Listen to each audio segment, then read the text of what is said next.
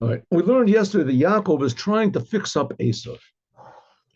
And what's Yaakov trying to fix up Asav for? Because Yaakov represents the creator and the creator's plan for the world. And Asav represents the creation, and there is no plan for the world.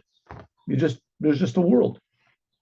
And Yaakov is trying to fix up Asav, is trying to inspire Asav to at least take the creator's plan into account a little bit. And if he would have succeeded back then, it would have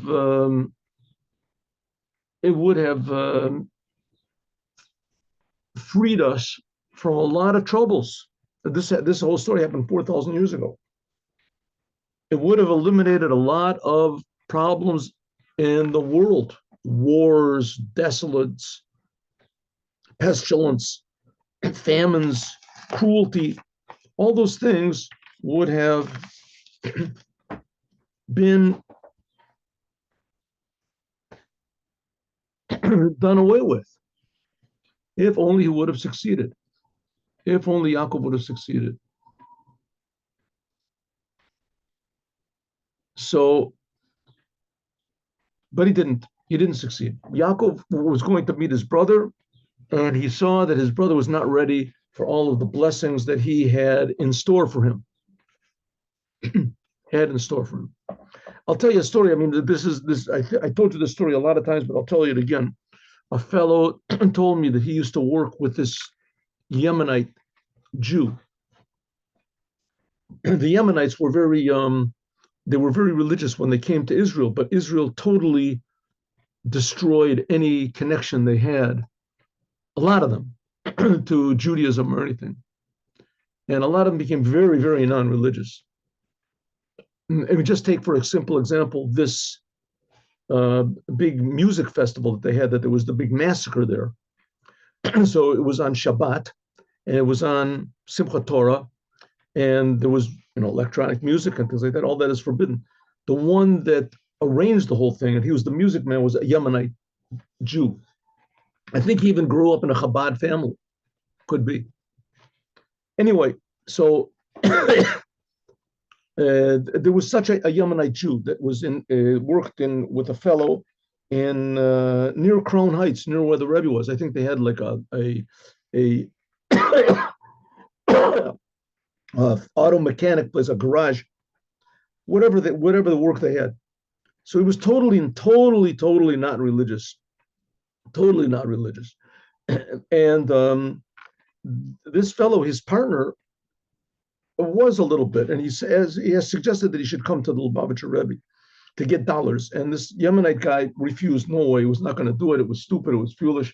These people is just ridiculous superstitions and worshiping spirits and doesn't.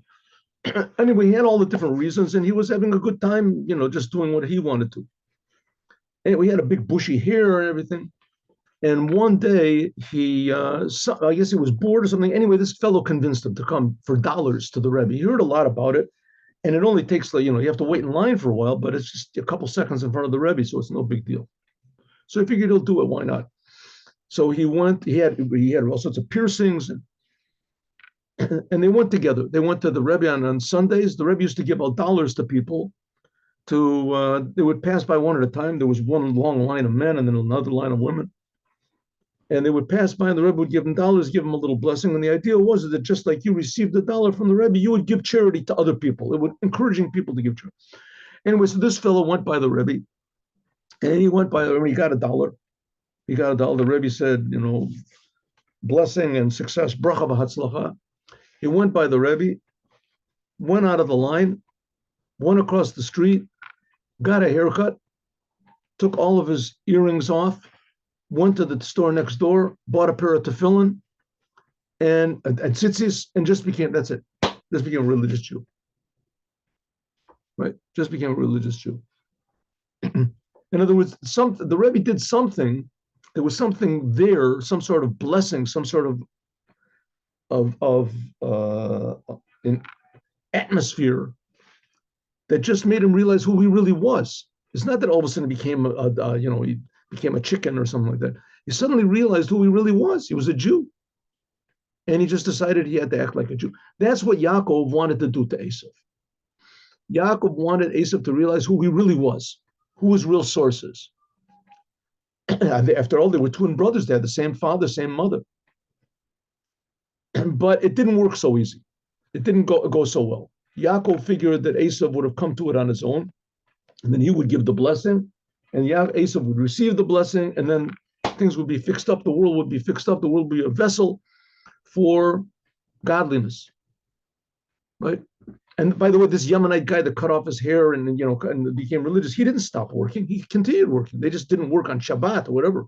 But he considered working. Maybe was a little bit more honest. Could be. Maybe he was honest before, but it didn't make him stop being in the world. It just made him be in the world, but just with a little more responsibility. Not only responsibility to his conscience or to his clients, but also to the creator of the world. So he had to be a little more honest and a little more. Anyway, that's what he wanted to do with Asav, but it didn't work so easy. Yaakov didn't go so easy. And Yaakov realized that in order to make Asav change even a little bit, they would have to, I guess you could say it in our terms, to pray. He had to come to a higher awareness. He had to embody something that he didn't have yet. So that's what it says here. But Yaakov, so what did he do? And this is for us also the same thing. We can connect ourselves. If you really want to have an impression on the world, so you have to be a little bit higher than what you are. You have to draw something from a little bit greater than what you are. So that's what Yaakov did. Yaakov, by Yaakov Balayla, he woke up in the morning, he took his two wives, and he went over this Mavar Yabak. He went over this Mavar Yabak, the passage of Yabak. It's later called the river of Yabak. And he took them over the river. And then it says that he went back again. He went back. He forgot some things, and that's when he fought with the angel. It says of Asav, he fought with an angel the whole night. What is this Yabak? The Yabak is Yichud, Bracha, and Kedusha.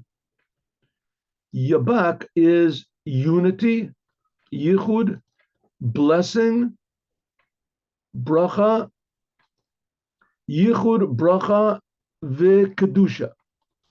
Yichud, Bracha, and Kedusha. What is it? Unity, blessing, and holiness.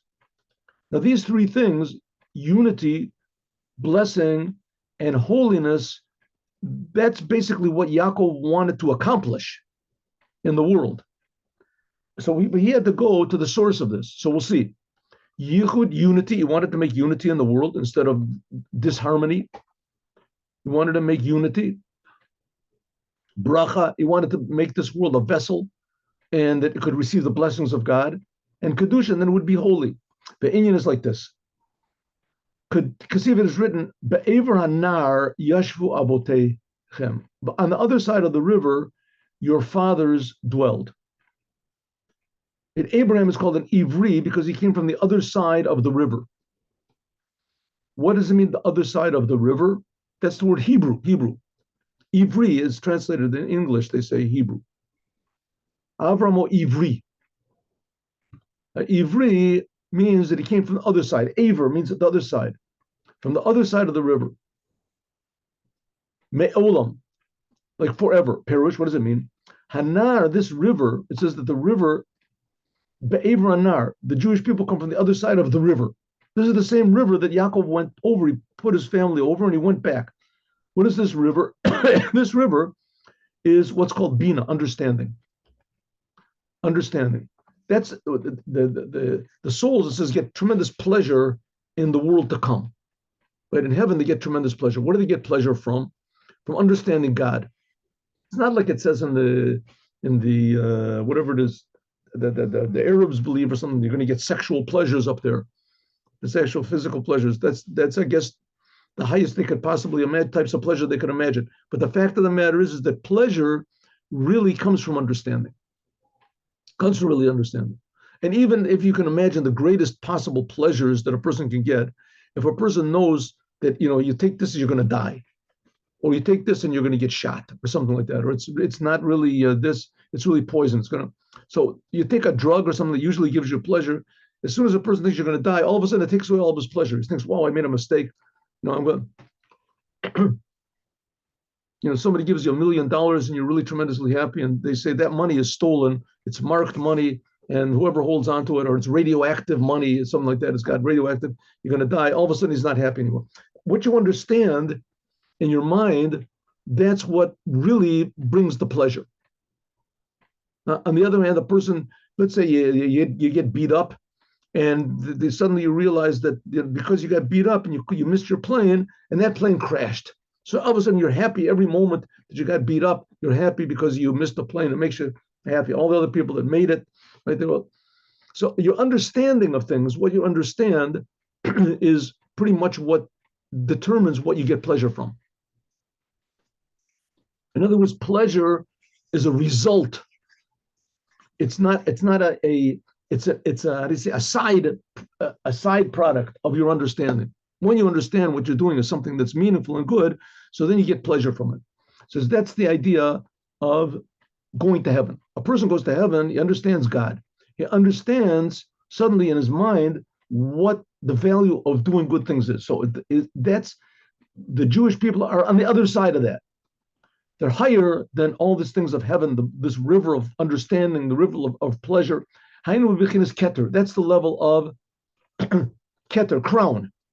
The crown, Shulamayla, this is above the river that we said before.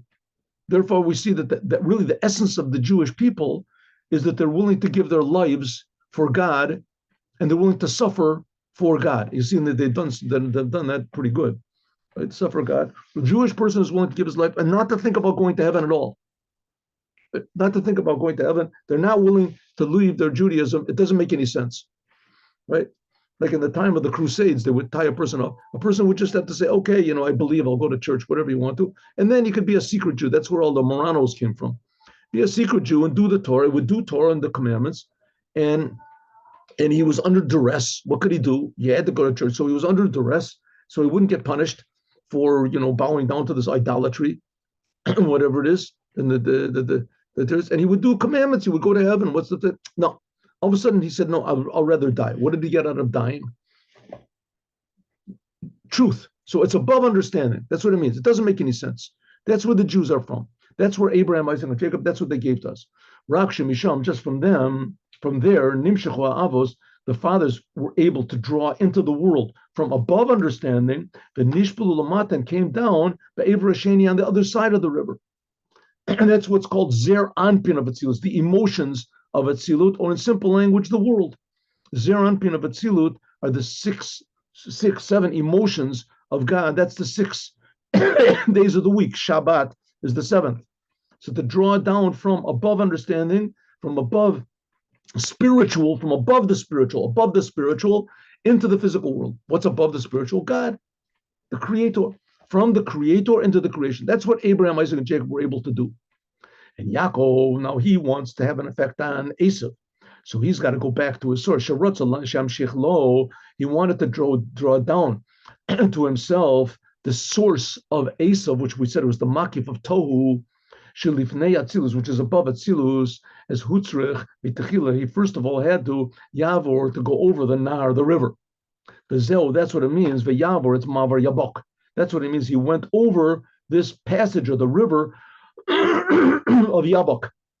And he went over the source of unity, blessing, and holiness. Ki bechinas yichud bracha b'kedusha. This is called bechinas nar. This all is part of the river. She'al yado, that by means of that, nimshechu kol hashpos, comes down all of these blessings. The yichud oros elyonim, and the unity of all of these upper lights. So all of anything that can possibly be comprehended in this world or defined in this world, even unity and blessing and all that comes from us above understanding. That's above understanding. He had to go to that level of above understanding. Nar Yotze Eden. That's what it says, that there's a river that comes out of Eden and it waters the garden. So the garden, that's heaven. Gan Eden, it's called, it's called the garden. That's heaven. That's these higher levels of heaven. Above that is the river that comes into it. And the river comes from this place, which is called Eden itself. When he went over this river, in other words, he went above understanding inside of himself. And he reached to this level which is above the river. I mean, he actually did it physically, but what he did physically was happening inside of himself. As then lo rachoko, it was not hard, was not when he went to the other side of the river, he was not far from this makif of Tohu, from this source surrounding level of Tohu, like we talked about before. You want to make a wedding, there has to be the wedding canopy that unites them. The wedding he wanted to make between himself, which is godliness, and Asav, which is the world. He had to come from something higher than that. That's what's called this makif of the source of Asav. Asav's source was in a way higher than even Yaakov's was. But Yaakov was able to get to the source of Asav, which means in that way that Yaakov had the ability to unite things, is that somehow or other comes from even above Tohu. Shalifnei Atzilus, higher than Atzilut. Atzilut, that's after the river. It's after the river, it says. That's what it means that Yaakov took everything that he had, everything that he already fixed up, he already went over the river. But he himself, Nishar Lamata, he still had to remain below. Like it says, Vayevater Yaakov Lavado, that Yaakov remained alone. He wanted to, he had to refine Asav. So he took his whole family over the river, and he had to come back to where he was in order to fix up Asav. So he went up higher than the river, higher than understanding, and he came back. Shua Dayan B'Shvira, that Asav, he was still in what's called the breaking word, the breaking of the vessels. He was still caught in nature, even though he ruled over nature. But the fact is, nature ruled over him. Right? All of his urges, he had to follow his urges. The Asav did. Like these messengers that Yaakov sent. That's what it means, that there fought a person with him, like it's known, that he fought with the angel of Asav. So Yaakov, in other words, he had to get inspiration from a higher source than where he was in order to deal with the world. That's what Yaakov had to do. And that's basically what a Rebbe does.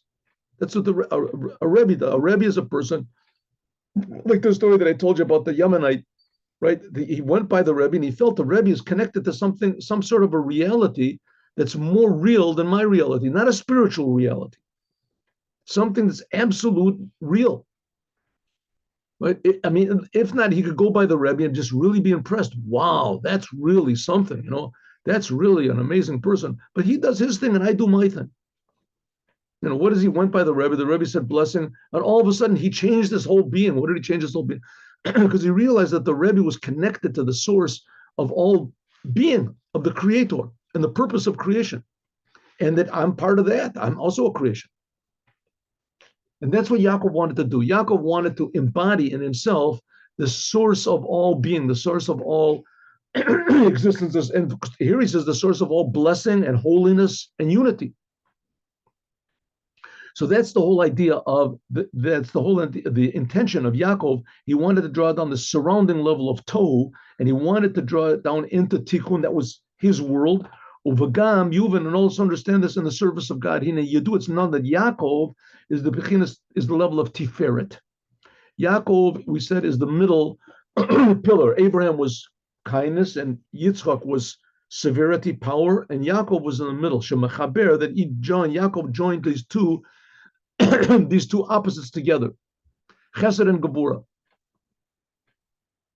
Because by means of his kalus, by uniting both opposites together, that's the main thing of Tiferet, of beauty. That's the idea of a marriage, right? A man is the opposite of a woman. A man, and how do you possibly unify? By being connected to a goal which is higher than both of them. That's the wedding canopy. And Yaakov was like the wedding canopy. That's what he wanted to be. Yaakov wanted to unite all of the aspects of the world. And that's, in general, that's talking about, let's say, in our personality. When there's something you really want to do, or there's something you really want to avoid, so that's your personality, right? That's what you want to do. But then you think, this is Yaakov, you think, what does God want? And a lot of times, it means that you come to a conclusion, right? What God wants according to your nature. So therefore, you have to go and ask somebody else. Ask somebody else. Ask a third opinion.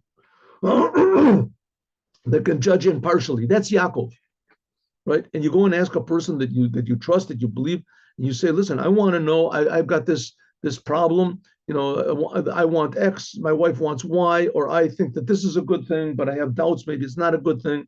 What do you think? And then the person will give you an advice. A lot of people even ask Igros Kodesh, very common. They ask the letters of the Rebbe, books of letters of the Rebbe. There's already like 40 books, I think, 40, 30 books of letters that the Rebbe answered to people. And you, at random, open up the books and you get sometimes amazing answers, just amazing. And the interesting thing is that these books of answers of the Rebbe, a lot of them are to big rabbis that want to do things, and they're asking the Rebbe's advice. And a lot of times the Rebbe tells them to do exactly the opposite of what they think. Right? The Rebbe writes, I see that you wrote this in your letter, just in passing about you asking a question. I'm amazed that you take this thing for granted, or whatever. There's things that a person takes for granted, that you should fast. The rabbis say you should fast. The Rebbe said, I'm amazed you should fast. Fasting is not a good thing. It makes you feel bad. I'm amazed that you don't, learn any chassidut. I'm amazed that you don't go out and spread Judaism to other people. This rabbi was certain that he has to sit and learn. He just wants to know what he should learn. He should learn. The Rebbe said, I'm surprised you don't go out and teach others. You don't. A lot of times what people want to do is according to their nature. That's Asav. To do what's right, that's Yaakov. Yaakov is thinking about what God, that's the middle pillar that balances everything out. And Yaakov just wanted Asav to stop and think. Right? Is it really a good thing to steal women from under the wedding canopy? Right? If their husbands, they're going to get married. And Asav will say, oh, yeah, it's really good. They're really good. They're young and they look good and they're dressed up nice. And everything. Yaakov says, but listen, maybe that's the wrong thing to do. Maybe you're making a big mistake. No. You're saying that because you haven't tried it. Yeah, but then if you tried it, you probably wouldn't succeed. This is really great. Stealing women from under the wedding canopy. This is fantastic. Nothing better than that. And Yaakov is trying to tell him, listen, this is not what God wants. It's bad for you. It's bad for the creation. It's bad for everybody. And Asav will say, I don't know what you're talking about bad. It feels great. It feels great. And that's the whole war. Do I do what I want, do what makes me feel good? Or do I do what's right, what makes the creator feel good? And that's what Yaakov tried to bring into the world. That's Tiferet. Tiferet is balance. Just like, for instance, in colors. When they're mixed up 2 or 3 colors together, then you can get beauty. If you have a picture that's just one color, it could be very artistic, but it's not beautiful. That's what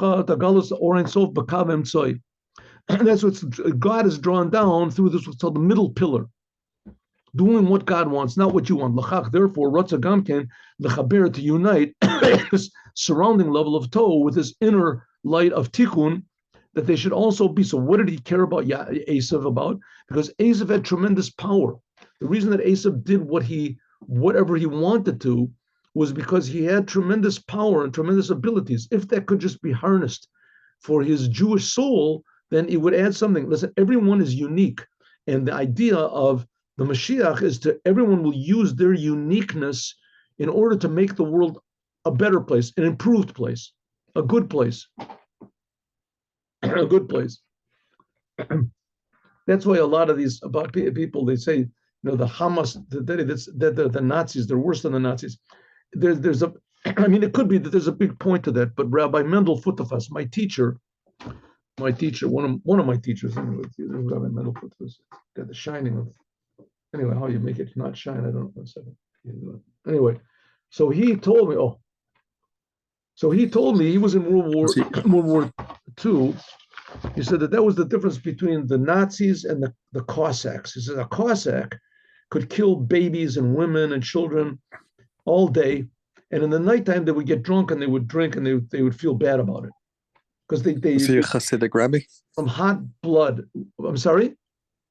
Was he a Hasidic rabbi? No, he was a Hasid. He was a follower of the Rebbe's. He was the follower of the Rebbe, and he said that the Cossacks, they killed people and they did the same thing as the Nazis did, but they did it with hot blood. They enjoyed it. And in the nighttime, when they would sit and they think, what did I do? I killed a baby. I did this, then they would feel bad. So the Germans, the Nazis, no way, they were calm. They were cold. They could kill people all day, women, babies, children, everything like that. They didn't, not from enjoyment, just it was their job, just pure coldness. That's what Amalek is. Amalek is coldness, cold, to be cold, right? In some ways, that even though we'll learn a mimer, we'll see soon, it's coming up that even Amalek can be fixed up. It says that God, that Achashverosh told Achashverosh told Haman, who was Amalek, to give his garments, to give the king's garments, to give the garments to Mordechai. So there's certain parts of Amalek that can be fixed up, right? In the future, when all these religions are eradicated and the people believe only in God, so all the power of pleasure, whatever that these Hamas guys get, it could be fixed up. I don't know. It could be that it'll get fixed up. They just doing it because that's the religion. Maybe, I don't know. This is my theory. Don't take what I'm saying to be true, but I'm just saying it could be. In other words, Yaakov wanted to fix up Asav. That's the point. And that he could fix up Asav, even though Asav was a murderer. Asav was terrible. But nevertheless, there were parts of Asav that could be fixed up, and Yaakov wanted to fix it up. And so it will be fixed up. And so it is when Mashiach makes everyone realize that all the religions are false and that they're all based on lies, then all these people, the Christians will stop idolatry, and the Muslims will stop murder, and all these people, the whatever it is, the atheists will stop being licentious. Those are the three things that a Jew is supposed to die not to do. That wrecks the whole world. Gilui Arayos and Shvichas Damim and Avodah Zorah. Those three things are dominant in the world now. And as soon as Mashiach comes and does what Yaakov wants and makes the Creator dominant, so then the blessing that Yaakov wanted to give Asav will actually come into being. People will suddenly get the third pillar, which is Tiferes, and they'll be balanced. And before they do things, they'll think, wow, what does God want me to do? What does God want? Well, I have my book here. I got the Gospels. No, those books are lies. You can't go according to those books. Those books were written from Tohu. They were written by Asav. Right? You have to go according to what the Torah says. The Torah is written by Yaakov, Bnei Yisrael. Yaakov, you have to do what's right. Well, what is right? What is right is you're not supposed to kill. Oh, I didn't know that. Okay, so what am I supposed to do then? We'll figure something out. Don't worry, you'll get inspiration to do, but just take it out of your mind. Inspiration. All these Christians will say, well, I worship this guy. What am I supposed to do? That's idolatry. You can't do that. But the Gospels say you should do it. The Gospels are lies. It's lies. Yaakov came to the world to bring truth. The truth is the Torah, the only truth. Do what the Torah says. Oh, yeah, well, okay. So then that's it. No more idolatry. No more murder. The whole world will be different, right? Licentious, all these people, the atheists and it's like that, they want that LGBTs. Yeah, that's what they want to do, but you're doing is wrong. You want to do what's right, what's true, yes, that's right. So that's wrong. You can't do it. But I like it. I enjoy it. It says, okay, but what you enjoy, that's what Asav did. You have to do what's right. That's the thing of Yaakov, and that's what the whole world will be fixed up. It'll join all the opposites together. Then there will be a big blessing in the world. The world will be a different world. Ubira Devorin, let's explain this. In the age-based bechinas, there's two types of levels of service of God. All right, now when you realize what God is, and that God is not the way these other religions explain, that is some sort of a being that's very far away, and that you have to have something in the middle, or that God is very, very severe, if God is judging up there, and if you do exactly what you're supposed to, then you go to heaven, and if not, you go to hell, and that's pretty much it. It says, no, that's not so. God is creating everything. God is creating me. And when you start to feel, wow, I am being created by God, God is infinitely real. And that's just the lowest aspect of God. That God is creating me for a purpose. Then you start to appreciate God, you start to have love. If you don't appreciate God, then you love yourself. Or you don't have any love at all. Could be, they don't think anything is good. Right? That's a lot of these religions preach, that this world is bad. And the only good is to go after you die. You go to heaven, that's good. So there's no place for love. Nothing is good. There's nothing you can love. So when you start to realize how good God is, how close God is, how much God loves me, you, every person himself, to say to himself how much God loves me is creating me. I'm being created by God. I'm created for a purpose. Look how many bad things I've done. Look how many, and God still creates me, still loves me. When you start to realize this, then you start to feel love for God. There's two types of love. One is love like flaming fire. Because gabrus ma'od, letzeit min haguf, a person just wants to get close to God. Whoa, I'm in a physical body. Look at it's making me do all these mistakes, these stupid things. I'm doing against God because my body, I have all these urges, these urges and drives and lusts and feelings and these automatic, connections to things that are bad. So I want to leave the world. I'm terrible. That right now, a lot of the religions, they realize that the body can really, be a big, how do you say, a big trap. If you follow what you're told, the carnal urges or whatever, then it'll really get you into trouble. It can really get you into trouble. What type of trouble? It'll get you that you're going to go to hell. You'll burn in hell. You have to do it, but they define it wrong. So the fact is that the body definitely has its, how do you say, negative side. So that's the negative part of it. But when you start to realize how good God is and how wonderful God is, and the only thing that's stopping you from realizing it is your own body, your own egotism, your own, natural senses and your connections to the world. So you want to just ignore your body totally. That's called love of God like flaming fire. God is so good. I don't want to connect to anything. I want to just jettison anything that keeps me down. Ulipared min av tapetila, like a flame that wants to jump up and separate itself from the wick. V'hu b'chinas ava rabba. This is a tremendous love. She'ein kli alev, that the heart cannot contain it. Ki lo yachil alev hitpalu tatsuma, because the heart cannot contain this tremendous love. Lochi, and therefore lo yachol lamod b'chli, it can't stand in a vessel, gufo, and his body. You have such great love, you just want to be separate. B'chayfetz letzeit min artika, and you want to go out of the body, chomer guf, the physical body. Tremendous love of God, so that the body becomes a detestable thing to you. Detestable thing. Okay, now this is not necessarily that he mortifies his body or things like that, even though it could be, but this is positive. We're talking about positive. He feels such a tremendous positive love for God that suddenly he wants to just separate himself from his body, doesn't want everything to do with bad. Abate, the second one is Bechinat hitpalut hamit yashev bekli alev. There's a type of excitement for God, a love of God, which can be contained in your day-to-day life. And this is mainly hamshachas alakus. This is not fire. This is drawing down God from above to below. Bekelim shonim, in Torah and the commandments. So you can say it's in two ways. Number one is you love God. All you want to do is be connected to God.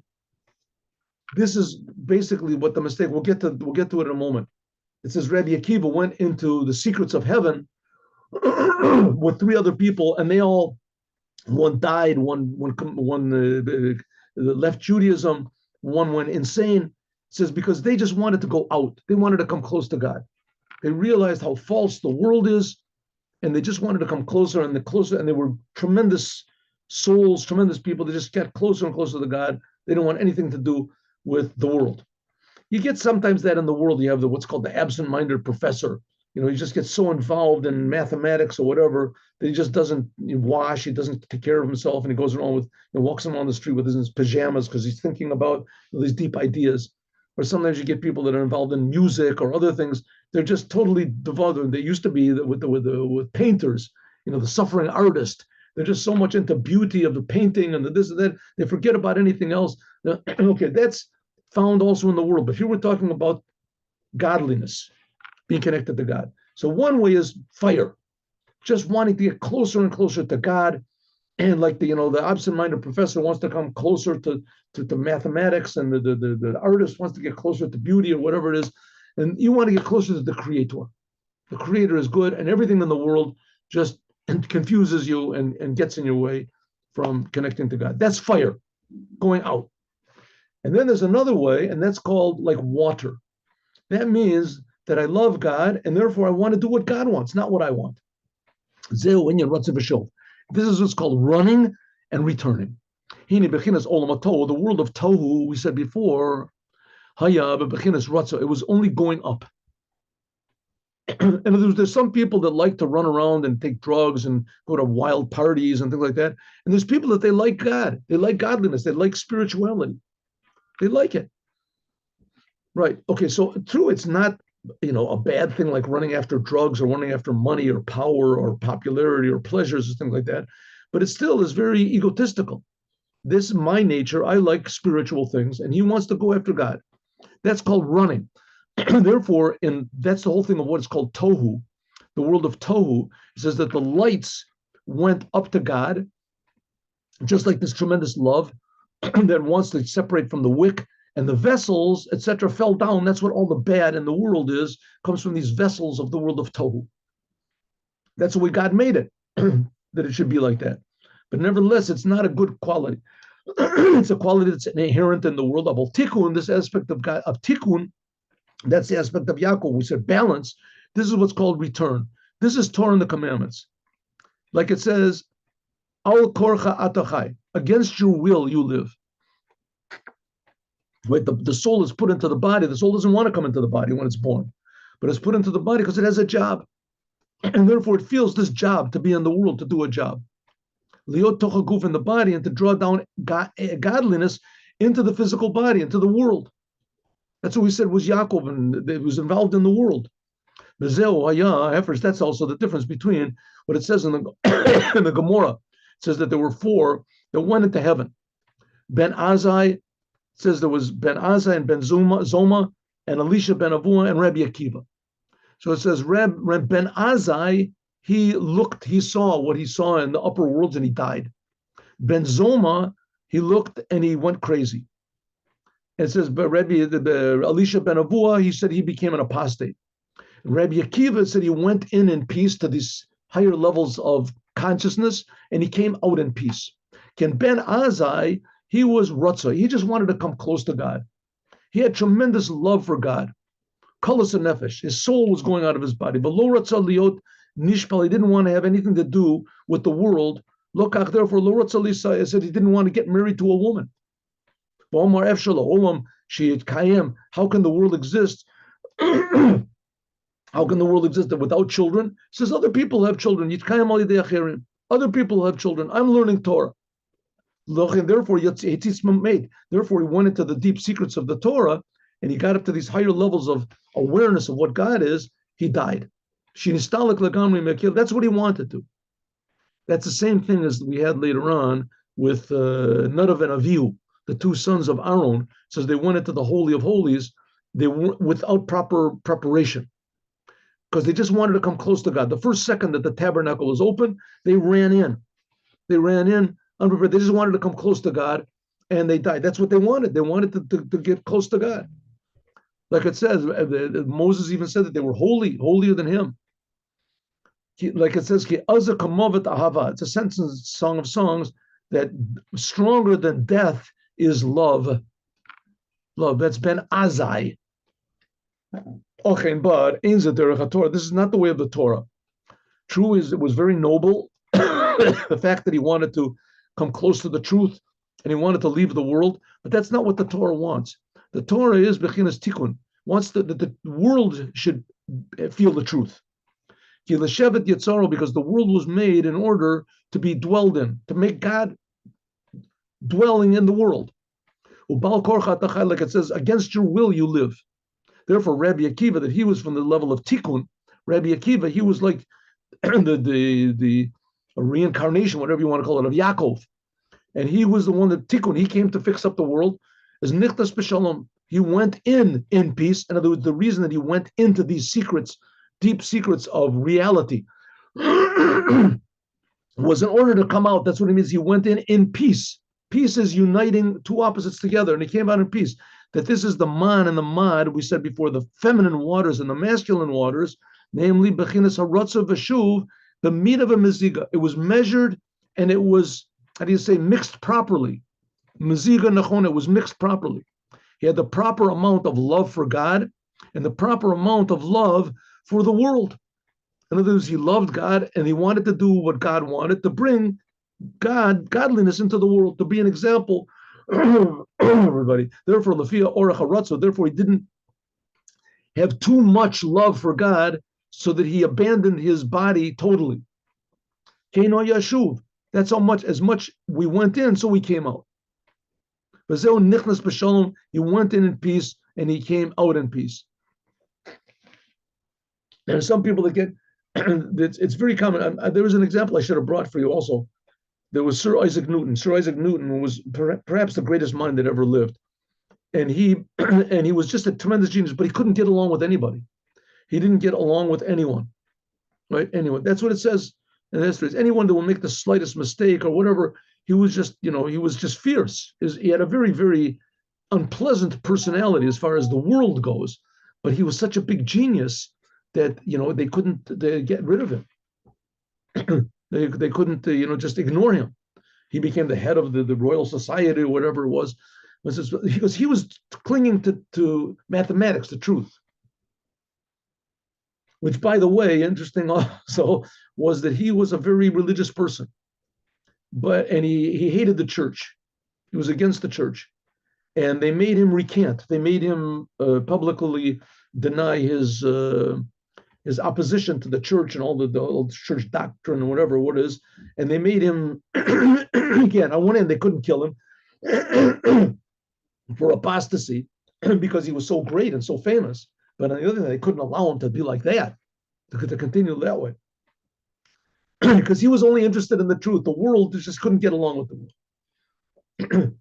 Yaakov was the same thing. But Yaakov was also connected to the truth, but his thing was to bring it into the world, to make the world. And that you have to have a very high power, a very difficult, unique ability to do a thing like that. And that's Yaakov.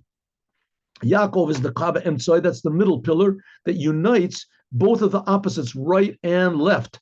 What I like and what I don't like. She'ein bechinas rotzev v'shuv, that means going to God and coming back to the world.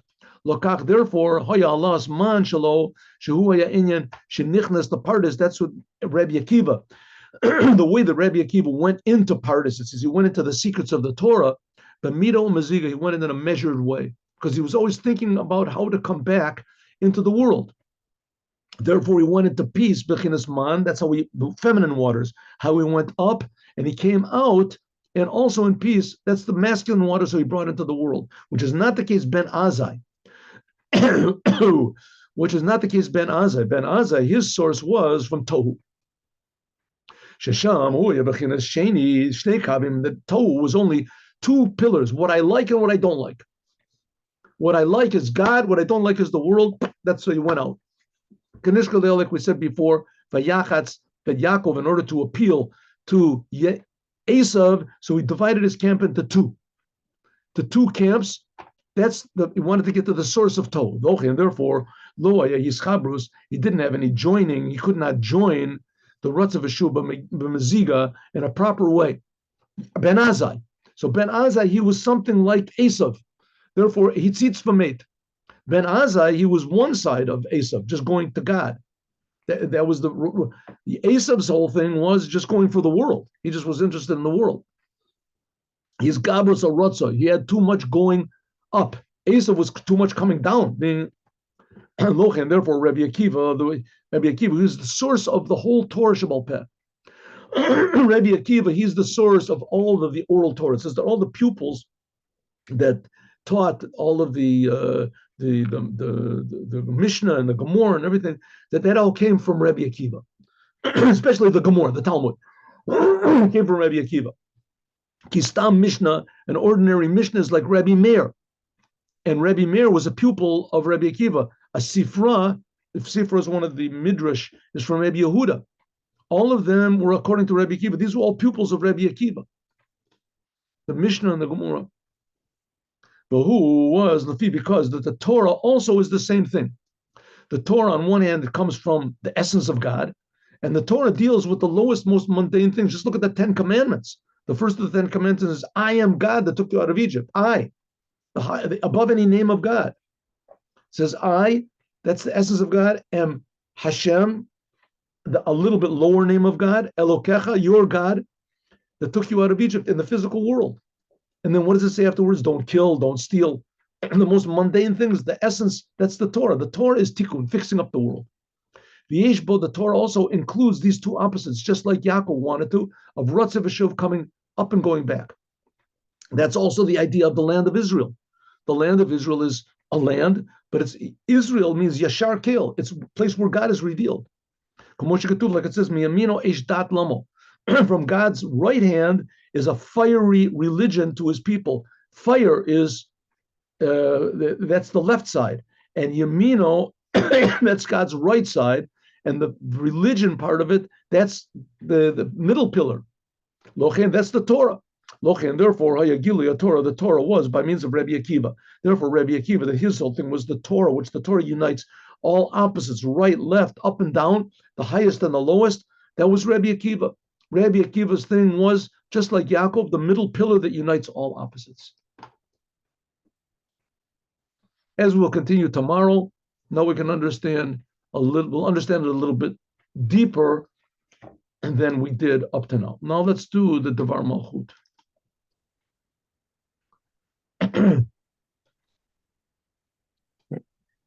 Rabbi, is the right thing to do